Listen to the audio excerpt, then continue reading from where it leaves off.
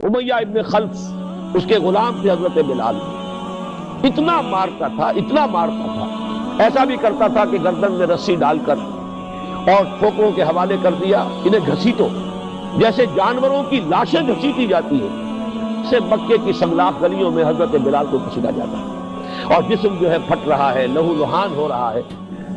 پھر ایسا بھی ہوا ہے کہ حضرت بلال رضی اللہ تعالیٰ عنہ کو چت لٹا دیا، اوپر نیچے زمین توے کی طرح جل رہی ہے، اوپر آسمان سے بھاری آگ برس رہی ہے سورج کی، اور پھر ان کے سینے کے اوپر ایک بھاری پتھر بھی رکھ دیا۔ اس حال میں بھی ان کی زبان سے نکل رہا ہے احد احد احد احد احد۔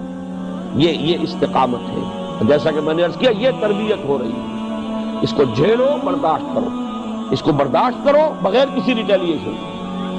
حضرت خباب بن الارت رضی اللہ تعالیٰ عنہ دہکتے ہوئے انگارے زمین پر بچھائے گئے، کہا گیا کہ کرتا اتار دو، اتار دیا، لیٹ جاؤ، ننگی پیٹھ کو انگاروں پر لیٹ جاؤ۔ اس کا تصور کیجیے، اسی سے وہ کھال جلی پشت کی، پھر وہ چربی پگھلی، اس چربی سے وہ انگارے ٹھنڈے ہوئے، جھیل رہے، برداشت کر رہے۔ یہی خباب بن الارت بیان کرتے ہیں کہ ایک روز ہم حاضر ہوئے حضور کے پاس صلی اللہ علیہ وسلم، اور حضور اس وقت خانہ کعبہ کی کے سائے میں لیٹے ہوئے تھے، آرام کر رہے تھے، دوپہر کا وقت ہوگا، جدھر سایہ تھا وہاں لیٹ گئے۔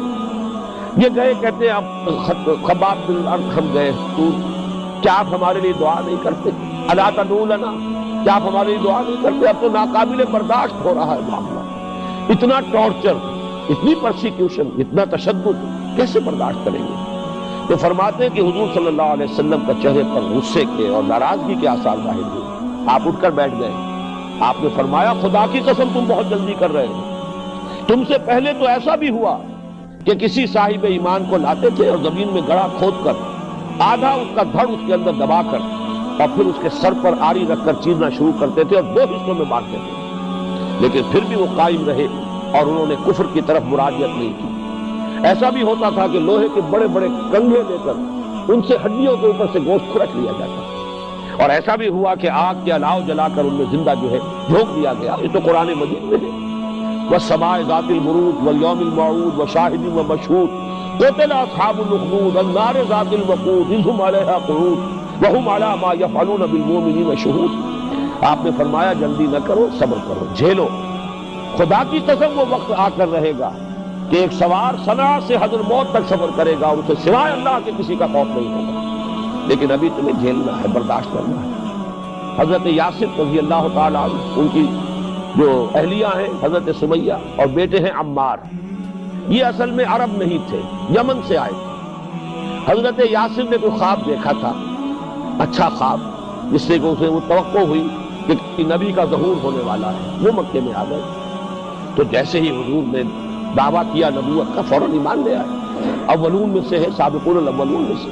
لیکن ظاہر بات ہے ان کا کوئی پرسان حال وہاں نہیں تھا۔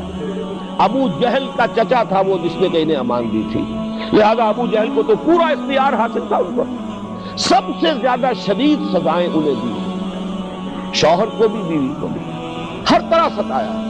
تنگ آ کر اس نے یہ کہا ہے کہ ایک دفعہ کہہ دو کہ ہاں تمہارا یہ بت بھی ٹھیک ہے، اس میں بھی کچھ ہے، اسے بھی کوئی اختیار حاصل ہے۔ دونوں میاں بیوی نے ایک مرتبہ بھی کہنے سے انکار کیا، لیکن اس کے بعد ہوا یہ ہے، حضرت سمیہ رضی اللہ تعالی عنہ کو تو کئی جگہ سے جسم کو جلانے کے بعد بھی جب وہ جمی نہیں تو پھر غصے میں آ کر برچھا ان کی شرمگاہ میں مارا ہے اور آر پار کیا ہے اور شہید کر دیا۔ حضرت یاسر کے لیے 4 سانڈ اونٹ لے کر رسے باندھ کر، تو ایک رسے کے ساتھ ایک بازو، دوسرے سے دوسرا بازو، ایک سے ایک ٹانگ اور دوسرے سے دوسری ٹانگ باندھ کر چاروں کو دوڑایا ہے کہ جسم کے پرچے ہو گئے۔ یہ پرسیکیوشن کا عالم ہے۔ الإسلام سلام فينا يزرع فينا حب الناس، الإسلام سفينة حب يدفعها أجمل إحساس، ما أحلى الدنيا لو عشنا وجعلنا الإسلام أساس.